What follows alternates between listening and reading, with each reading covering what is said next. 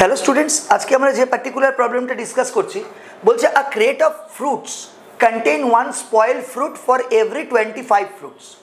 60% of the spoiled fruits were sold. If the seller had sold 48 spoiled fruits, then the number of fruits in the crate were. तो प्रथमे 48টা spoil fruit বিক্রি করে দিয়েছে। কত percent বিক্রি করেছে? 60%। তাহলে 60% এর ভ্যালুই হচ্ছে 48। আমাকে জানতে হবে 100% এর ভ্যালু কত। 60 এর সঙ্গে 100 এর 60 কে যদি আমরা 5/3 দিয়ে মাল্টিপ্লাই করি তাহলে সেটা 100 এ কনভার্ট হয়। তাহলে 48 কেও যদি আমি 5/3 দিয়ে মাল্টিপ্লাই করি সেটা আমার চলে আসবে 80টা, অর্থাৎ 80টা টোটাল 80টা ফ্রুট নষ্ট ছিল বা স্পয়েলড ছিল। এবার বলছে প্রতি 25টা ফ্রুটে একটা করে ফ্রুট স্পয়েল থাকে। টোটাল স্পয়েল ফ্রুটস আমি বার করেছি 80।